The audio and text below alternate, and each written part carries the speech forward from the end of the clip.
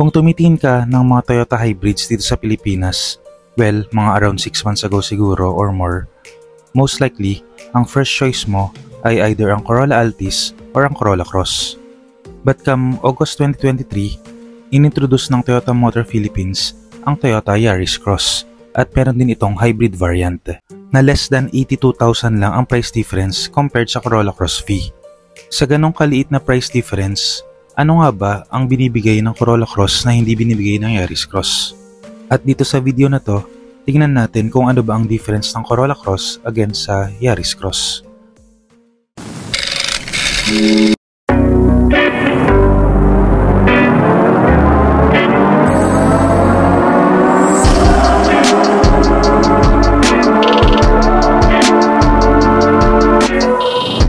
Before I go on, kung mahilig ka sa Philippine car news and reviews, I would appreciate it if you can consider giving a like on this video and subscribing to the channel.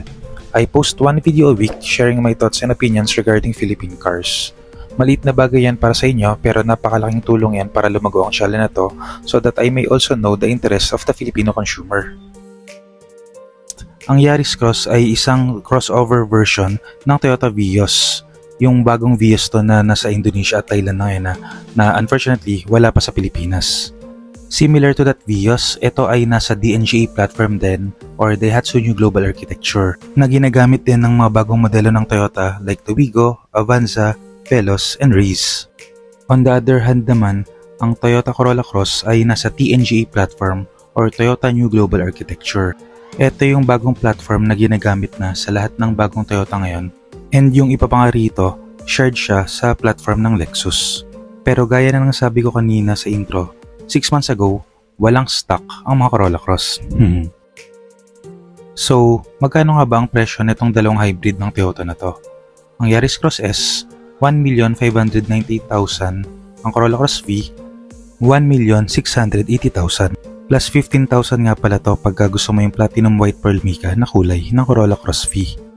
Para sa difference na 82,000 Philippine peso, most buyers, lalong-lalo na yung mga budgetarians or budget conscious, for sure, iisa-isahin at sisinsinin kung saan ba napunta yung 82,000 na yun.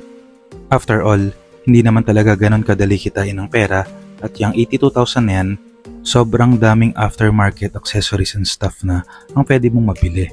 Nandyan ang floor mat, rain visors, and etc. Now, let's take a look at its engines. Sa Yaris Cross S Hybrid, meron tong 1.5 liter na engine size at ang kanyang horsepower naman ay 91 horsepower at 5,500 RPM. Then, yung kanyang torque, 121 Nm of torque at 4,800 RPM. Sa dami, haba at tagal na dinadanas natin sa traffic, sapat na ang numbers ng Yaris Cross S para dalhin ka nito from point A to point B. While on the other side, ang Corolla Cross V, meron tong 1.8 liter engine at meron siyang horsepower na 120 horsepower at 5,200 RPM and 141 Nm of torque at 3,600 RPM. Sa unang tingin pa lang sa mga numbers na to, for sure, mas malakas ang makina ng Corolla Cross V. Pero kapag usapang kotse, hindi lang dapat makina ang tinitingnan. Merong konsepto ng power to weight ratio. Ang ibig sabihin lang nito, kahit gaano kalakas ang makina mo, kung malaki rin naman ang sasakyan na dinadala niya, hindi nun ibig sabihin na kaya niya nang talunin ang performance ng mas maliit na makina na nagdadala naman ng mas maliit na sasakyan. But sa case ng Yaris Cross and Corolla Cross, ang masabi ko lang, mas masarap talagang i-drive ang Corolla Cross. Kahit naka-CVT sila pareho or yung electronic CVT na gamit ng Toyota sa kanilang mga hybrid, mas masarap pa rin talaga i-drive ang Corolla Cross V. Not just because of its bigger engine, pero mas fine-tuned, advanced, and smoother ang pagkakasetup ng makina ng Corolla Cross against Yaris Cross. As for the size or its dimensions naman, across the board, mas malaki talaga ang Corolla Cross.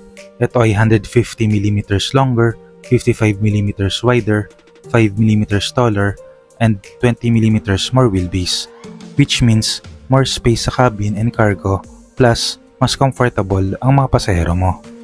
In theory, you are getting more car, kumbaga, dito sa Corolla Cross against sa Yaris Cross. Similar sa Vios and Corolla Altis, mas komportable talaga sumakay sa Altis compared sa Vios. Suspension is better kaya mas madali na itong na-absorb ang mga lubak ng kalsada natin. NVH or yung noise vibration harshness on both city roads and highway speeds is definitely better din kasi it keeps you insulated to the outside noise. Kung meron lang sigurong saving grace itong Yaris Cross compared sa Corolla Cross is yung kanyang additional 32mm of higher ground clearance. Dito pa man din sa Pilipinas, hindi natin masabi kung gaano kataas ang mga lubak lalo na pagka bumabaha kasi nahatakpan to ng maduming tubig.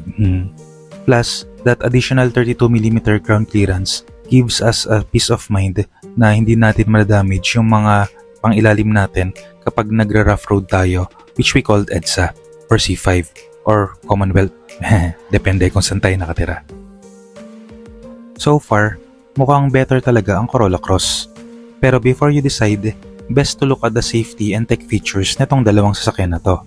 Both has TSS or Toyota Safety Sense, pero mas advanced nga lang ng one generation yung nasa Yaris Cross. Shown in the screen ngayon yung mga tingin kong practical, important, and very valuable na tech and safety features na meron ng mga modern cars. Pero for their key differences, ang Corolla Cross V meron siyang additional knee and curtain airbags. Best to have it and not need it rather than need it but not have it. Then for its air conditioning, lamang din ang Corolla Cross dahil meron itong dual zone automatic climate control para pwede mong iset yung aircon temperature ng driver and passenger.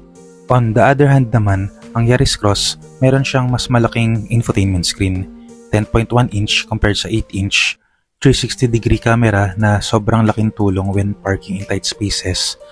Then, nandyan din yung mga nice to have like the roof rack, power liftgate, and panoramic sunroof. But, what is not written here is yung kanilang difference sa handbrake. Or, sa case ng Corolla Cross V, foot brake. Ano ba naman, 2024 na, di ko alam bakit naka-foot brake pa tong Corolla Cross. Samantala, yung Yaris Cross naman, meron siyang electronic parking brake and auto hold na sobrang laking tulong sa stop and go traffic na naranasan natin dito sa Pilipinas. With all those said, and with a difference of 82,000 Philippine peso, ano nga ba talaga ang better choice na hybrid between the Corolla Cross and Yaris Cross?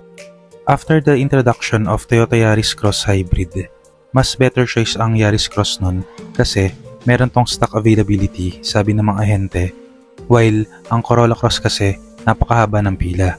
Meron nga akong mga kakilala na 6 months na or yung iba lagpasan ng 1 year sa pila sa Corolla Cross wala pa rin stock.